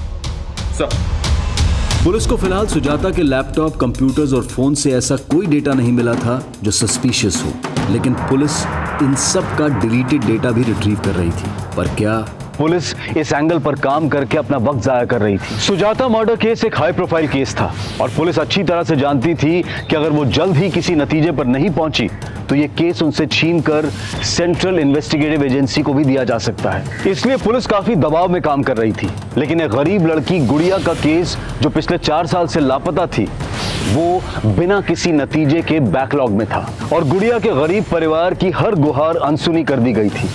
पर ऐसे कई रहस्य थे जो उजागर ही नहीं हुए थे और ऐसे कई किरदार थे जो इस रहस्य को एक नया मकाम देने वाले थे। बाकी क्या हुआ? सब ठीक तो है? बाबा पेट में दर्द हो रहा है। अरे सुबह से कुछ नहीं खाया है तूने। जा हाथ मुंह धोआ, हम खाने का बंदोबस्त करते हैं। हाँ शर्मा। सर सुजाता ये इलाहाबाद के होटल में अकेली ठहरी हुई थी। बस इतना पता चला कि उसने होटल के थ्रू कैब हायर की थी और पूरा दिन इलाहाबाद में इसी कैब में ट्रैवल कर रही थी। कैब के ड्राइवर का पता लगा लिया मैंने। हाँ साहब, सुजाता मैडम जब तक उस होटल में रुकी हमारी टैक्सी से सफर की। तुमने सुजाता को आखिरी बार कब और किसके साथ देखा था? साहब आखिरी बार तो उनको हमने तब देखा था जब हम उनको उनके लखनऊ वाले घर पे छोड़ने गए थे। तब साहब वो अकेली थी। 2 दिन तक इलाहाबाद में तुम सुजाता को कहाँ लेकर गए? सबकी डिटेल चाहिए हमें। सर सुजाता ने इलाहाबाद में जिन जगहों पर ट्रैवल किया था वहां से ये पता नहीं चल रहा है कि सुजाता की ये विजिट काम की विजिट थी या पर्सनल विजिट थी। लेकिन सर इन 2 जगहों में 2 जगह ध्यान खींचने वाली हैं। कौन सी 2 जगह? एक है इलाहाबाद का मुंडेरी गांव। यहाँ पे कुछ दिन पहले एक बच्चे का मर्डर भी हुआ था सर। इमरान ने बताया कि उसने सुजाता को यहाँ पे एक बच्ची से मिलते हुए भी देखा था। और दूसरी जगह कौन सी है? सर सुजाता ने एक लोकल लीडर मुन्ना भैया के घर भी विजिट किया था। मुंडेरी गांव की बच्ची और लीडर मुन्ना भैया का घर। सुजाता सर किसकी बात कर रहे हैं? मैं नहीं जानता। ये अच्छा हाँ, ये लड़की तो अभी कुछ दिन पहले आई थी हमारे पास। इसका कुछ न्यूज़ पोर्टल लॉन्च कर रही थी तो उसके सिलसिले में वीडियो बाइट चाहिए थी हमारी उसको। हमने सुना है कि वीरेंद्र कक्कड़ के न्यूज़ चैनल को जो पार्टी फंडिंग कर रही है उसको आप सपोर्ट कर रहे हैं और वीरेंद्र कक्कड़ सुजाता मर्डर केस का सस्पेक्ट है। तो कहीं आपके और वीरेंद्र के बीच में कुछ? सर कैसी बात कर रहे हैं? देखिए सर हमें निर्दलीय, कल किसी और पार्टी की सरकार आ जाएगी हम उसके साथ चले जाएंगे, उसको सपोर्ट कर देंगे। अब इस वीरेंद्र कक्कड़ से हमारा कोई मतलब नहीं है। नहीं साहब, हम नहीं जानते इनको। ये औरत एक पत्रकार थी, लखनऊ में रहती थी, न्यूज एंकर रितेश शर्मा की वाइफ। सोचिए शायद कुछ याद आ जाए। रितेश शर्मा सुने तो है साहब। हाँ साहब, एक बार हमारी बेटी ना रितेश शर्मा के बारे में बात तो कर रही थी। बाबा बाबा आप जानते हो रितेश शर्मा कौन है? नहीं तो। और ये सब तो काहे पूछ रही है? बाबा हम सुने कि वो टीवी में आते हैं, वो हमारे गांव में आने वाले हैं, वो हम सबका जिंदगी बदल देंगे, फिर हमारे पेट में भी दर्द नहीं होगा। कौन डॉक्टर है का वो? और कौन बोला तुमको ये सब? एक तरफ मुन्ना भैया का वीरेंद्र कक्कड़ से कनेक्शन दिख रहा है और दूसरी तरफ ये रितेश की मुंदेर जाने की कहानी। इतना हिंट तो मिल रहा है सर कि सुजाता के मर्डर का इलाहाबाद से कोई ना कोई कनेक्शन जरूर है। सुजाता के कत्ल वाले दिन का उसके घर का एरिया का डंप डाटा निकला, शायद कोई सस्पिशियस नंबर मिले। तब तक मैं इस रितेश शर्मा से मिलता हूँ। ये आप रोज रोज क्या फालतू के सवाल लेके आ जाते हैं? हाँ? मेरा मुंडेरी गांव में जाने का कोई प्लान नहीं था। और आपकी बीवी सुजाता वो मुंदेरी गांव गई थी और ये बच्ची, बाकी नाम है इसका, मुंदेरी गांव की रहने वाली और इसका कत्ल हुआ। आपके फालतू के सवालों का जवाब देने के लिए मेरे पास टाइम। सर हमने इससे ये सब पूछ के कहीं ओवर रिएक्ट तो नहीं कर दिया? ओवर रिएक्ट तो रितेश कर रहा है, करने दो, कम से कम पता तो चले कि इसका इस केस से क्या ताल्लुक है। सर हेलो, हाँ ठीक है, हम पहुंच रहे हैं। ओके सर, सुजाता के लैपटॉप से डिलीटेड वीडियो का डेटा रिट्रीव हुआ।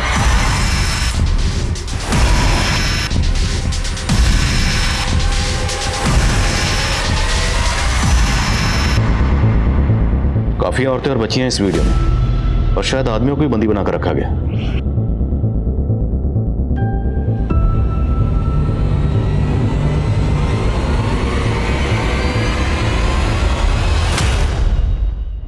तो उसने स्टिंग ऑपरेशन किया होगा।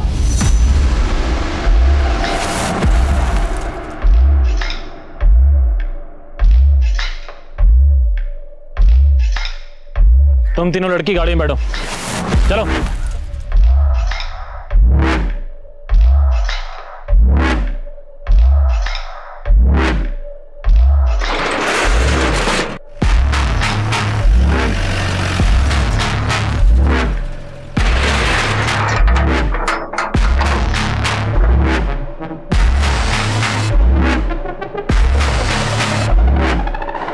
यहाँ पे कोई बड़े लेवल का क्राइम चल रहा है, ह्यूमन ट्रैफिकिंग या सेक्स एक्ट या कुछ और। Right sir.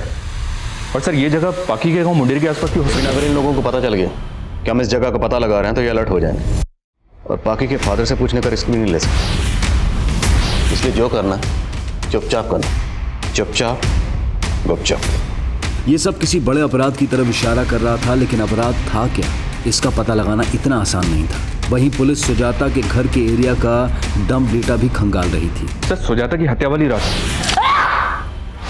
उसके घर के आसपास इलाहाबाद का एक नंबर एक्टिव था और उस दिन ये नंबर इलाहाबाद से लखनऊ की तरफ ट्रेवल हुआ था, लगभग सुजाता के नंबर के साथ। मतलब जिस रात सुजाता का कत्ल हुआ उस रात कोई सुजाता का पीछा करते हुए इलाहाबाद से लखनऊ तक आया। किसका नंबर है? ये सर रतन सिंह नाम है इसका, ये मुन्ना भैया का भांजा है, पता किया मैंने। आई थिंक मैंने इस बंदे को पहले भी कहीं देखा है। नाम क्या बताया? रतन सिंह। मैं इस बंदे को मिला, नजर रखो इस पे, लेकिन उठाना मत, क्योंकि इसे उठा के हमें मुन्ना भैया को अलर्ट नहीं करना। Okay sir. Good morning sir, इतने वक्त के बाद याद किया आपने? सुप्रिया, तुम्हें 4 साल पहले का वो गुड़िया मिसिंग केस याद है? उसी दौरान मैं ट्रांसफर हो गया था। जी सर वो केस तो अभी भी अनसॉल्व है और उसके बारे में अब तो बात भी नहीं होती। मुरली, उस केस के जितने भी सस्पेक्ट हैं मुझे सबकी फोटो चाहिए, भेज सकते हो? बिल्कुल सर।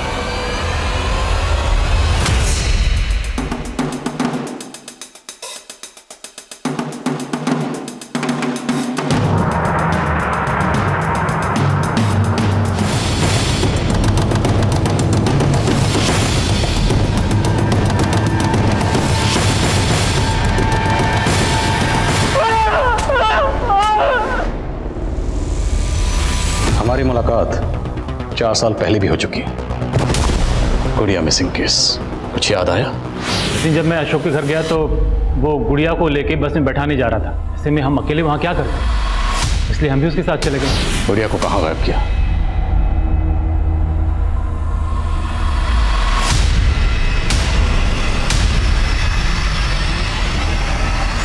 मैं गुड़िया को कोई नुकसान नहीं पहुंचाना चाहता था सर, लेकिन उसे मुन्ना भैया से नहीं बचा पाए। मुन्ना भैया कॉन्ट्रैक्ट अगर एक बार मिल जाए ना। कौन है? ये आया है, मेरे बच्चे। आया है तब तो तुम्हें कोई दिक्कत नहीं होनी चाहिए ना, और वैसे भी तुम्हारी बीवी और बेटा तो बाहर गए हुए हैं। मुन्ना भाई बच्ची है। देखो, इस बच्ची के बदले मोटा कॉन्ट्रैक्ट दिलाऊंगा तुझे। गुड़िया को गोरखपुर की बस में चढ़ाने की कहानी झूठी थी। क्या करते सर, बचने के लिए फुल प्रूफ प्लान बनाना पड़ा। कंडक्टर वो भी हमारा ही आदमी। गुड़िया का वीडियो भी इसी प्लानिंग का हिस्सा था। नहीं सर, तब तो मैं जेन्युइनली गुड़िया की हेल्प करना चाहता था। और जर्नलिस्ट सुजाता शर्मा, उसे क्यों मारा? साहब उसको क्रांतिकारी बनने का शौक चढ़ा था। हमको चकमा दे के सारा वीडियो निकाल ली थी। हिम्मत तो बहुत की, मगर एक गलती कर दी। मुन्ना भैया के बिल में खुद ही घुस गए। देख रहे हैं नेताजी क्या चल रहा है आपके एरिया में? समझ गया। अच्छा, अपने न्यूज़ पोर्टल के लिए फंडिंग चाहिए ना आपको? जितनी फंडिंग चाहिए मिल जाएगी। सोचती हूँ।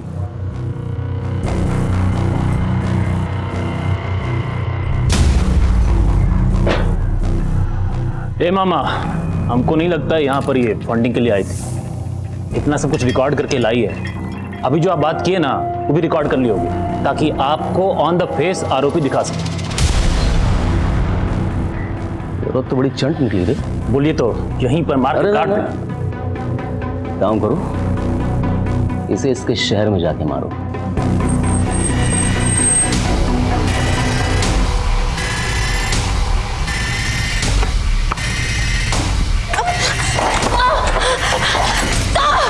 इसको मार के हम सारा वीडियो डिलीट कर दिए और सीसीटीवी का डीवीआर लेके भी भाग गए। उन आदमियों को बंधक बना के क्यों रखा था? वो हमारे बंधुआ मजदूर है। खेती का इतना जमीन है, मजदूरों का हमेशा समस्या बना रहता है। इसलिए हम लोग गांव के भूखे गरीबों को 2 वक्त खाना और मजदूरी का झांसा देके फंसा लेते हैं और उनको बंधुआ बना के मजदूरी कराते हैं साहब। औरतें और बच्चियां, उनसे क्या करवाते थे? और तो और